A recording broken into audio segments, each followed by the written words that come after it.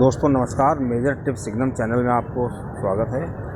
आज मैं शेयर के बारे में बात करूंगा कि हमें शेयर में क्यों इन्वेस्ट करना चाहिए, क्योंकि ये जो परिवेश चल रहा है लॉकडाउन के बाद, जो हमारी अर्थव्यवस्था और जो उपलब्ध संसाधन हैं उसके परिदृश्य में जो मतलब हमारे फाइनेंशियल सेक्टर्स हैं एक आम आदमी के लिए, तो उससे वो जो गेनिंग कर सकता है उसके परिदृश्य में ट्रेडिंग सबसे अच्छा ऑप्शन है।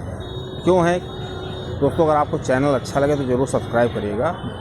मैं अपने विचार बता रहा हूँ दोस्तों। ऐसा है, मैंने देखा है कि लोग इन्वेस्ट करते हैं, एक जनरल आदमी दुनिया में बहुत बड़ा एक प्रतिशत है जो एक आम वर्ग में आता है, एक सिंपल वर्ग में आता है, और वो उसके पास बहुत ज़्यादा इन्वेस्टमेंट नहीं है, कर सकता है।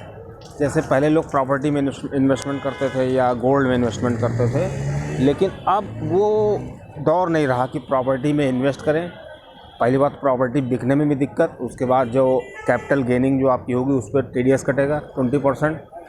गोल्ड में भी ऐसा है कि आप ज़्यादा सुरक्षित नहीं हैं, और गोल्ड की मार्केट भी आज के कोरोना या इस तरह के परिदृश्य में बहुत अच्छी नहीं कही जा सकती है। लेकिन दोस्तों, ये जो ट्रेडिंग है इस पे आप रियलाइज़ कर सकते हैं, लेकिन उसमें भी इन्वेस्टमेंट लॉन्ग टर्म में आप करिए।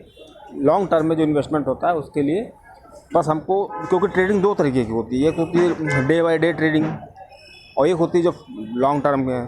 तो लॉन्ग टर्म के लिए आपको फंडामेंटल एनालिसिस उसकी करनी चाहिए। फंडामेंटल एनालिसिस करने का हमने एक वीडियो बनाया हुआ, उसमें आप देख सकते हैं। उसके फाइनेंस में जा करके, उसके रेट पे नहीं, किसी के कहने पे नहीं, उसके फाइनेंस, उसकी जो डे बुक है, उसके जो उसका कैश फ्लो है, एसेट्स वगैरह हैं, इन चीज़ों पे हमको गौर करना चाहिए।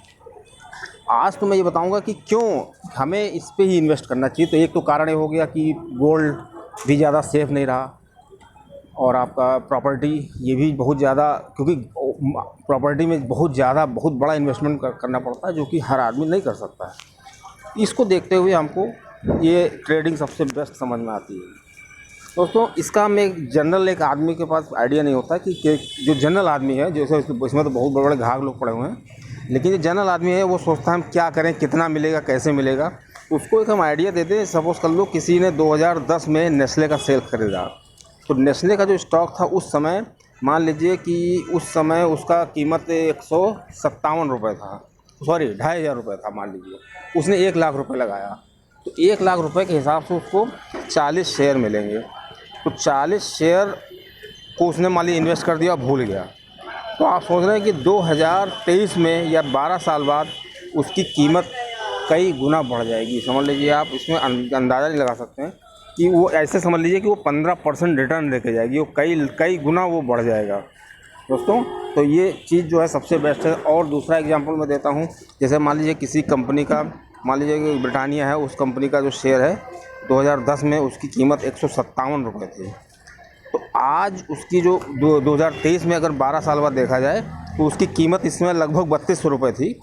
तो इस तरह से अगर कोई 1 लाख रुपये इन्वेस्ट करता है तो वो उसको उस समय 600 शेयर मिलेंगे, और 600 शेयर को अगर 12 साल बचा लेता है तो उसको लगभग 23 लाख रुपये का लाभ, 23 लाख रुपये मिलेंगे, और उसको कई परसेंट प्रॉफिट होगा।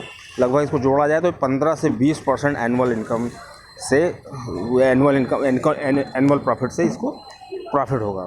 दोस्तों, अगर कोई जनरल कैलकुलेटर करना चाहता है तो ज़्यादा परेशान होने की ज़रूरत नहीं है, क्योंकि ये जो बैंक के या शेयर मार्केट के जो रेट्स होते हैं ये सब उसमें चक्रवृद्धि ब्याज में चलते हैं, कंपाउंड इंटरेस्ट में। इसके लिए आपको कुछ नहीं करना है, गूगल पे जाइए, गूगल पे SIP कैलकुलेटर डालिए, तो उस पर जो आप अमाउंट डालेंगे, समय डालेंगे, वो उतने साल बाद उसकी मैच्योरिटी बन करके आपको दिख जाएगी। जैसे कोई 1500 रुपये बचाता है 10 साल के लिए या 30 साल के लिए, तो आपको जानकर अचंभा होगा कि 15 साल 30 साल में करोड़ों रुपए हो जाएंगे।